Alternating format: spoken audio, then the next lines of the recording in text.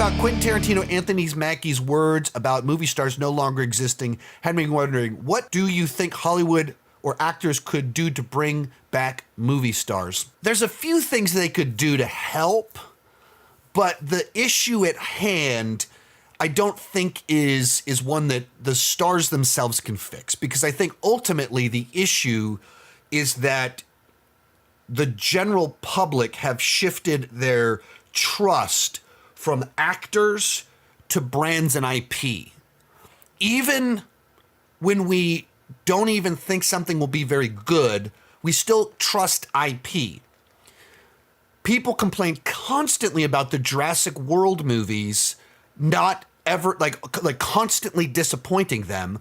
And now Jurassic World Rebirth is about to be the biggest opening of the year thus far, despite a lukewarm reaction to it. The general consensus is, hey, it's better than Dominion, but that's a pretty low bar.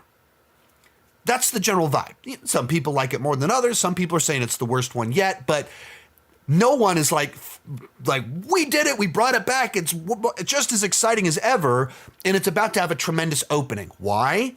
Because audiences trust IP now. They trust brands, they trust franchises, more so than actors. And so there's not something that an actor can do that will change broad spectrum behavior of general audiences. The shift of what audiences do combined with what studios produce has created a world where brand is the top thing, the safest bet that people trust in. Studios trust in it, audiences trust in it. But even that's not that safe of a bet anymore. It's like a very strange time in the world of movies where there have never actually been safe bets, but there's even fewer safe bets than ever. And that goes into this broader shift of, I think, the monoculture dissolving to where people live in like little niche little bubbles. And so movies with $200 million have to tap into the monoculture, but it doesn't exist anymore. So in order to make this work, we have to go back to a time in the past where there was a monoculture, that pop culture was like very strong. And so we go back to all these franchises that started in the late 70s, the 80s, and the early 90s. And like it's all these nostalgia things that drives culture. And the new era of movie stars in their prime emerged. The movie stars that are my age, all the Chris's, Hemsworth, Pratt, Pine, Evans, all the Chris's, they all emerged in the era where it was franchises that were the star. And so all of them are tied to Marvel, DC, Star Trek, or whatever. And everybody knows their names, but the brand sells the tickets. Captain America sells the tickets. You can't fix that by changing your behavior. There's a little bit of social media has compromised the allure of movie stars, where they used to feel like these mysterious other things that were detached from us, and you'd see them on The Tonight Show and you'd see them in movies.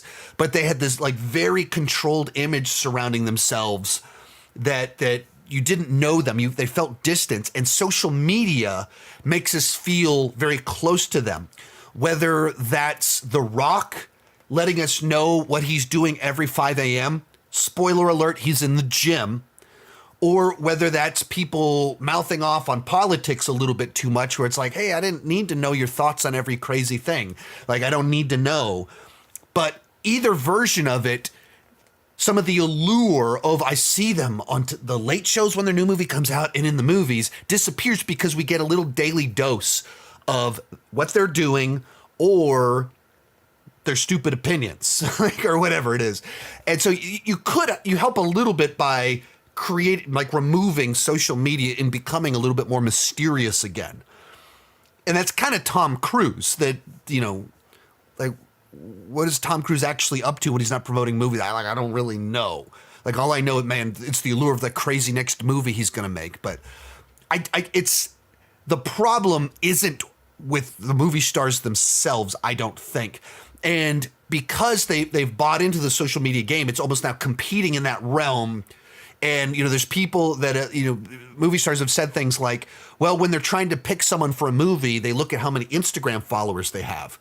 So even that's intertwined with the world of casting and everything. So it's a very tricky thing that the exact thing studios are encouraging is the problem. Most of these clips are pulled from my Patreon live streams. I do about 6 live streams every single month. For $2 per month, $20 per year, you can get access to all the exclusive videos and live streams. For $5 per month, you get your name on my end card. At the top tier, you get a 30-minute video chat with me each month. The link down below in the description has more information.